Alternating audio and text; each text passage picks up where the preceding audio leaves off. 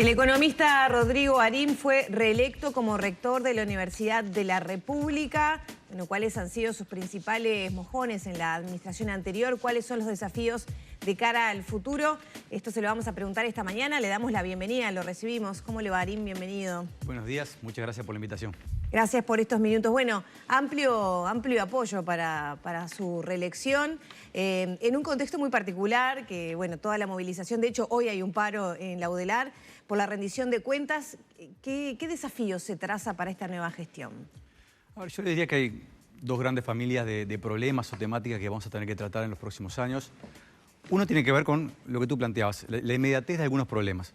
La restricción presupuestal, efectivamente es probable que en los próximos años tengamos que tomar algunas decisiones de desacelerar algunos procesos, no necesariamente parar. La Universidad de la República no va a discontinuar lo que ya venimos haciendo, pero sí es probable que, por ejemplo, en el interior, el año que viene vamos a inaugurar 4 carreras, quizás podríamos inaugurar 7 si hubiésemos tenido los recursos suficientes para avanzar en esta dirección.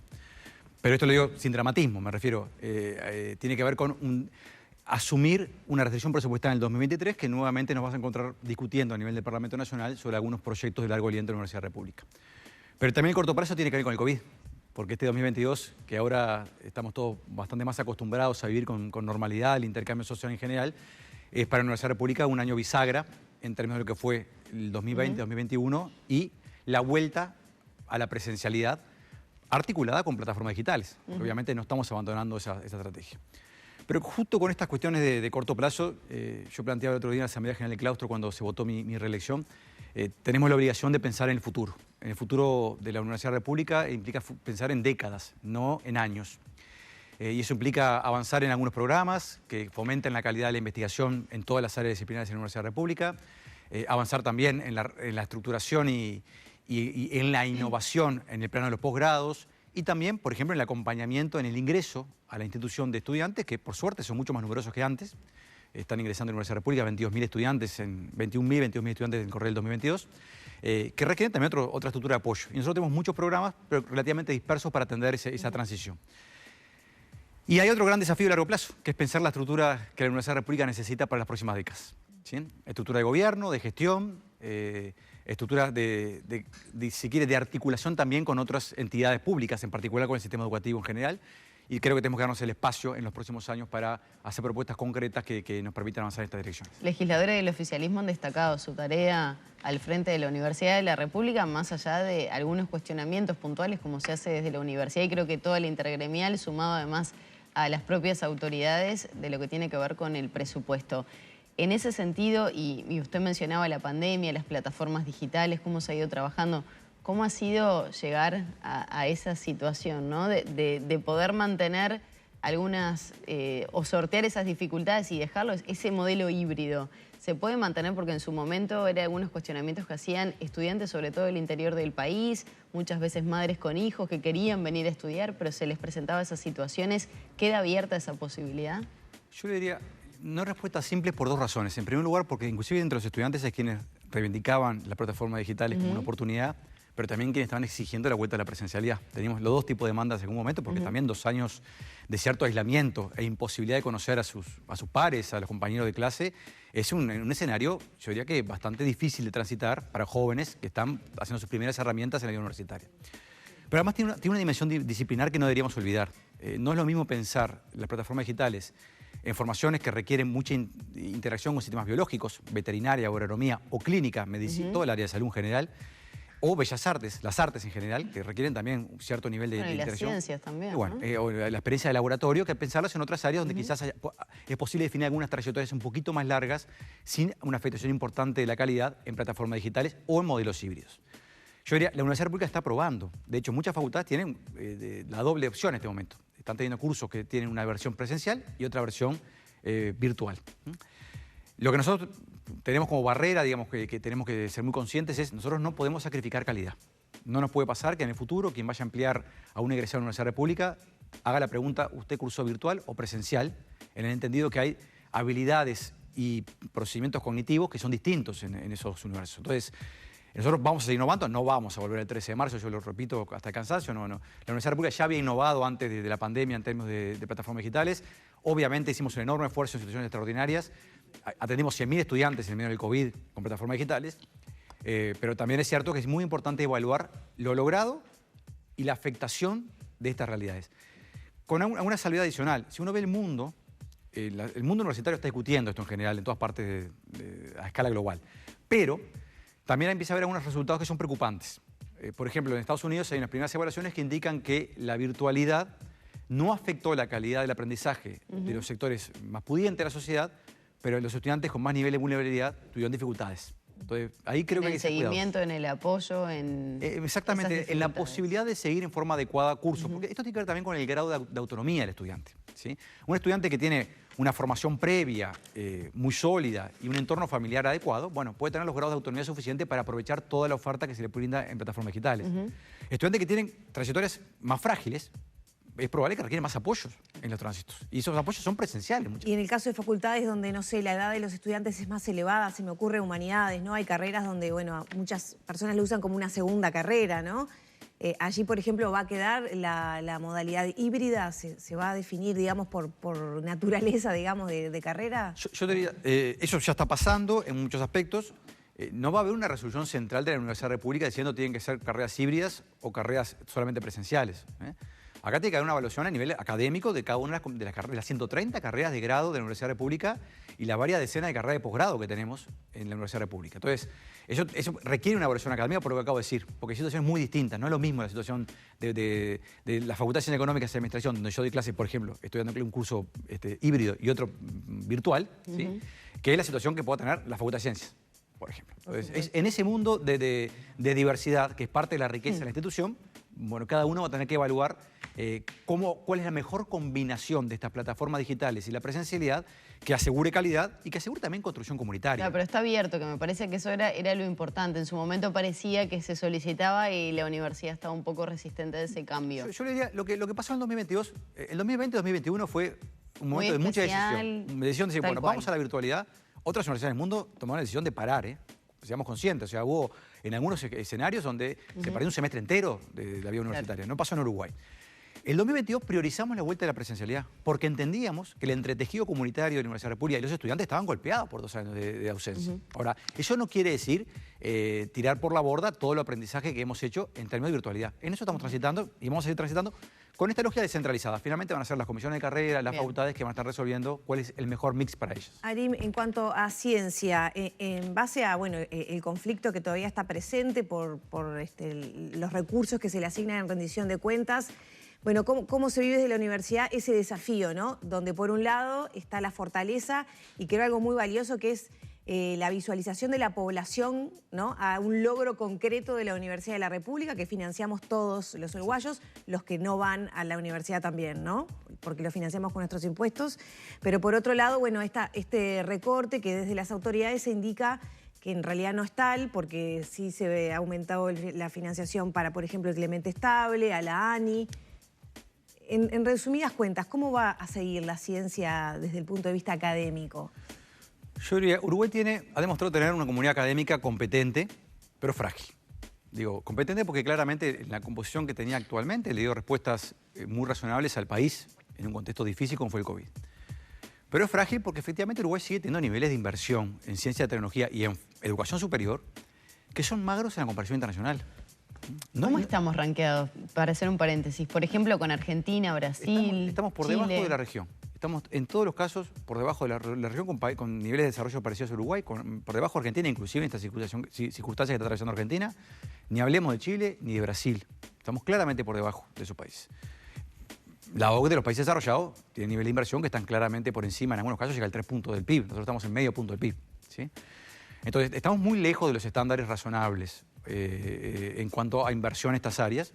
Y yo creo que lo que estamos afectando más es la posibilidad y las oportunidades objetivas que las y los jóvenes que están terminando su formación de doctorado, por ejemplo en Uruguay o en el extranjero, tengan chances de desarrollar su creatividad en el país. Por ejemplo, que la Universidad de la República no tenga recursos incrementales en este momento, afecta a la enseñanza, pero afecta también la investigación presente y futura del Uruguay. ¿Por qué? Porque no estamos generando oportunidades para quienes hoy terminan su formación a nivel de posgrado puedan insertarse dinámicamente en la creación de conocimiento. La Universidad de la República es el 80% del sistema. El resto del sistema tampoco está creando oportunidades en forma dinámica. Entonces, eso es problemático porque hay algunas generaciones de jóvenes que es probable que encuentren otra inserción fuera del país, son demandados y reconocidos, O alternativamente se inserten en otras ramas de la actividad, pero no como investigadoras o investigadores. O sea, ¿va a haber También- menos cupos para, digamos, los estudios de PEDESIVA? No para los estudios. El problema es cuando egresan de esos estudios. ¿Qué hacemos con un estudiante que terminó su doctorado? O ¿Qué sea, oportunidad- trabajo de investigación Claro, ¿qué oportunidad- profesional. exactamente. ¿Qué oportunidades objetivas de investigación Financiadas profesional? por el Estado. O por privados. Acá el tema también es que los juegos Bueno, se había apostado mucho, por lo menos en el discurso, a empezar a buscar esos mecanismos, ¿no?, de apoyo de privados para poder desarrollar este tipo de investigaciones. ¿Eso ustedes están confiados que pueda pasar? Yo creo que ¿Son no va optimistas? a suceder en ausencia de políticas públicas. No sucedió ya. El sector privado en Uruguay demanda muy pocos investigadores. De hecho, vamos a entendernos, las grandes empresas de Uruguay, que son las empresas públicas, tampoco tienen, por ejemplo, centros de investigación potentes en sus áreas. Entonces, no lo hacen las empresas públicas, tampoco lo hace el sector privado.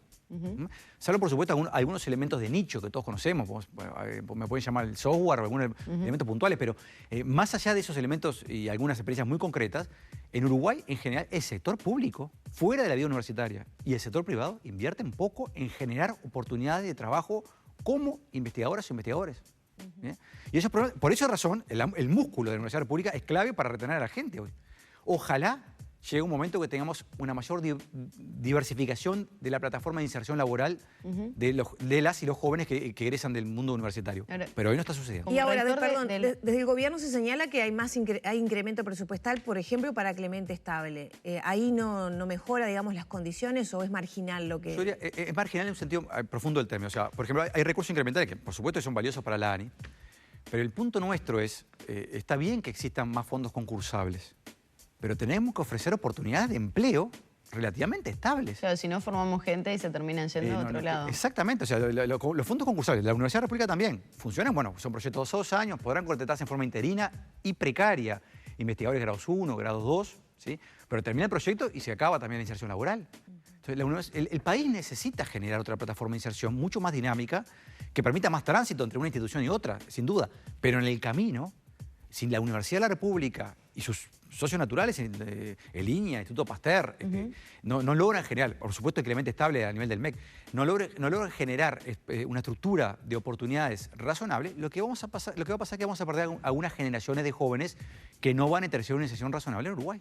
Ahora, como rector de la universidad, atravesando 2 años de pandemia, viendo el aporte que se hizo desde la ciencia a hacer frente a la realidad, ¿no? Pienso de repente centros de testeos, los propios hisopados que se trataron de hacer acá, abaratar costos.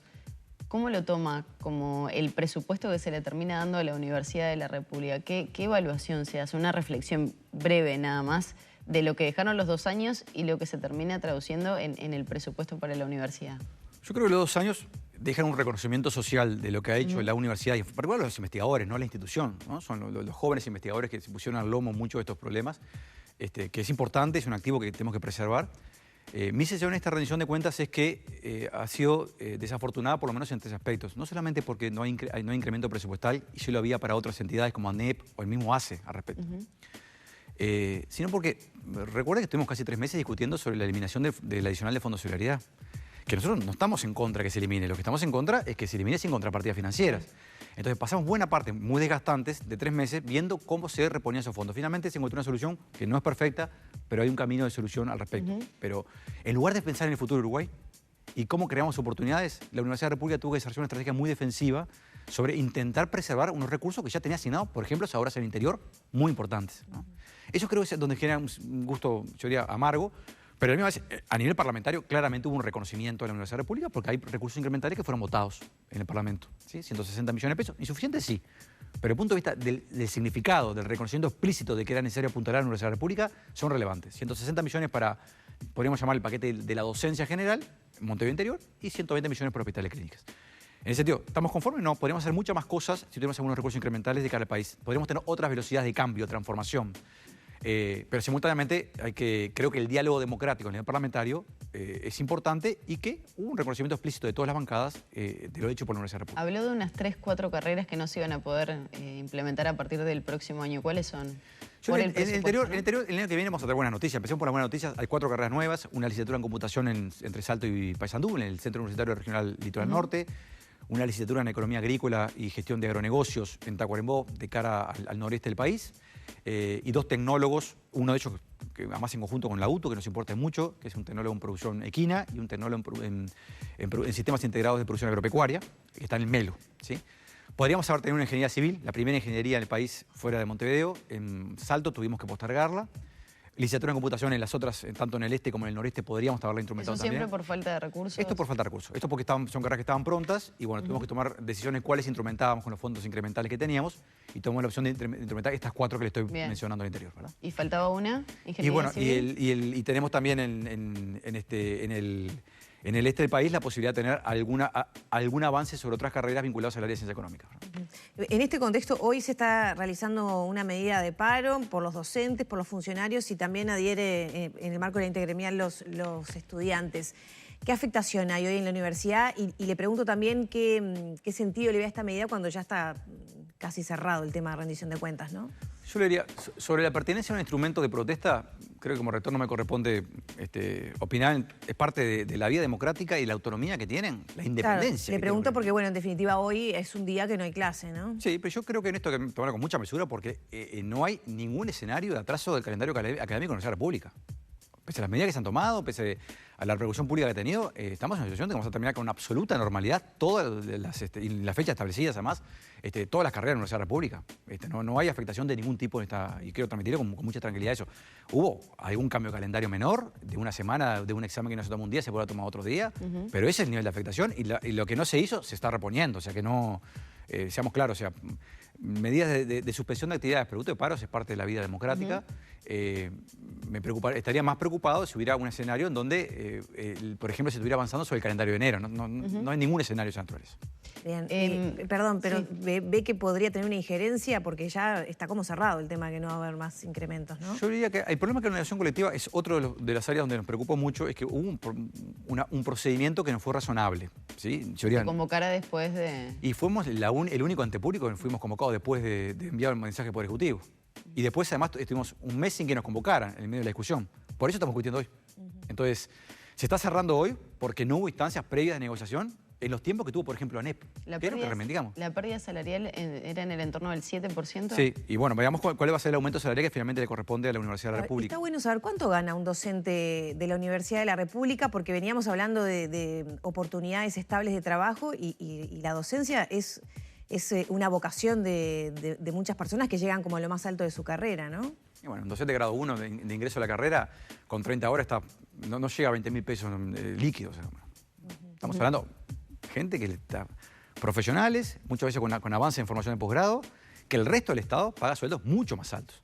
Fíjese la señal que estamos dando. El señal que el Estado está dando inclusive es que valora mucho más que esos jóvenes se dediquen a otra área de las políticas públicas y no a la investigación.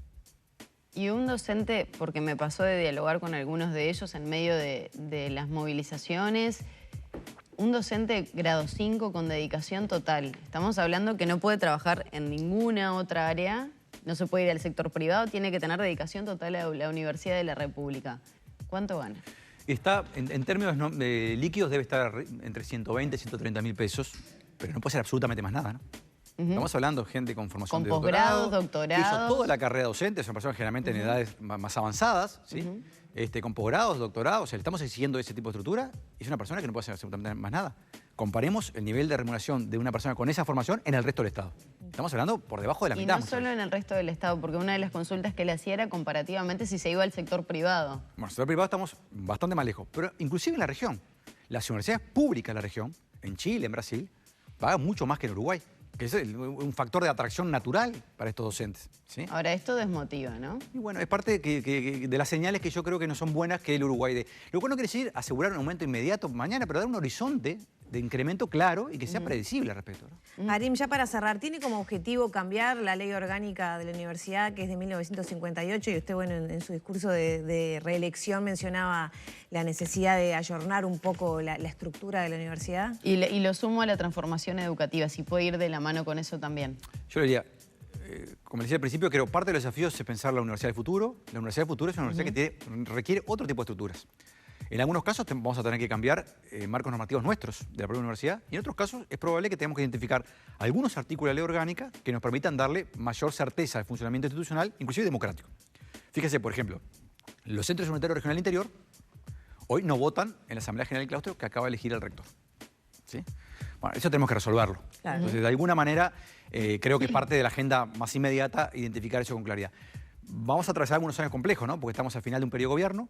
Esto es un poquito particular, pero este rectorado va a caballo del final de este gobierno, elecciones nacionales y comienzo del siguiente gobierno y se termina el rectorado. Claro. Por lo tanto, hay que ver un poquito también cuáles son los momentos adecuados para hacer un planteo que tenga, que el Parlamento tenga tiempo para poder procesarlo también, ¿verdad?